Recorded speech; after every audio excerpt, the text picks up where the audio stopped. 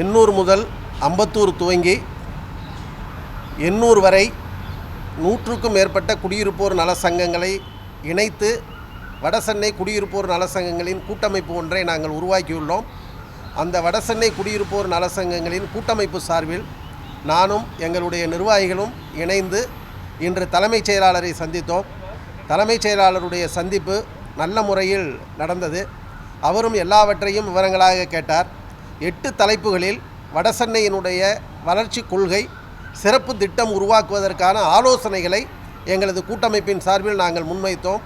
அதில் முக்கியமாக நாங்கள் வலியுறுத்தியது, வடசென்னைக்கென்று ஒரு வளர்ச்சி திட்டம் நீங்கள் போடுறீங்க. அந்த வளர்ச்சி திட்டத்தில் 218 அறிவிப்புகள் வெளிவந்திருக்கு. ஆனால் அந்த 210 அறிவிப்புகளும் என்னென்ன அப்படின்றத நீங்கள் சிஎம்டியை வெளியிடணும் அப்படின்னு கேட்டோம். என்னென்ன வேலைகள் நடந்திருக்கின்ற முழு விவரங்களையும் வெளியிடணும்னு கேட்டோம். ஆய்வு பண்ணியிருக்கீங்கன்னு சொல்கிறீங்க, அந்த ஆய்வு விவரங்கள் எங்களுக்கு வேணும் அப்படின்னு கேட்டோம். தலைமைச் செயலாளர் அதை ஒத்துக்கிட்டார். சிஎம்டிஏக்கு உடனடியாக உத்தரவு போடுவதாக சொல்லியிருக்கிறாரு. எனவே அது ஒன்று நாங்கள் கேட்டதில் அவர் ஒத்துக்கிட்டது. 2வது விஷயம், இப்போ பருவமழை துவங்க போகுது. பருவமழையொட்டி எல்லா இடங்கள்லையுமே வெள்ளப்பெருக்கு வடசென்னை எப்படி வெள்ளத்தில் மிதந்ததுன்றது தெரியும்ன்றதை அவருக்கு நாங்கள் சுட்டி காட்டினோம். குறிப்பாக பெரம்பூர் மூலக்கடை எம்ஆர் நகர் பகுதிகளில் அந்த கேப்டன் கெனால் கால்வாயிலிருந்து ஊருக்குள்ளே தண்ணீர் போகிறதை தடுத்து நிறுத்துறதுக்காக சுற்றுச்சுவரையும் கரையையும் 2 அடி உயர்த்தணும்னு கேட்டிருக்கிறோம். அவர் உடனடியாக கார்ப்பரேஷன் கமிஷனருக்கு ஃபோன் பண்ணி கார்ப்பரேஷன் கமிஷனருக்கு உத்தரவிட்டிருக்கிறாரு. அதை உடனடியாக செய்கிறதாக கேட்டுக்கிட்டாங்க. அதே மாதிரி அந்த மீஞ்சூரில் இருக்கக்கூடிய கடல் நீரை குடிநீராக்கும் திட்டம், அந்த பிளான்ட் வேலை செய்யலைன்னு சொன்னோம். அதையும் உடனடியாக சரி செய்வதாக அவர் ஒத்துக்கிட்டு இருக்கிறாரு. அதே மாதிரி 3வது விஷயம் நாங்கள் சொன்னது ரொம்ப முக்கியமான விஷயமாக, வடசென்னை முழுவதும் எல்லா பகுதிகளிலையும் குடிநீரில் சாக்கடை நீர் கலந்து வர்றதுன்றது மக்களுக்கு ஒரு பெரிய பிரச்சனையாக இருக்குது. எனவே அதை அவர் ரொம்ப சீரியஸாக ஆக்கி குடிநீர் வாரியத்தினுடைய நிர்வாக இயக்குனருக்கு உடனடியாக ஃபோன் பண்ணி 2 நாளில் கூட்டமைப்பினுடைய நிர்வாகிகள் உங்களை சந்திப்பாங்க.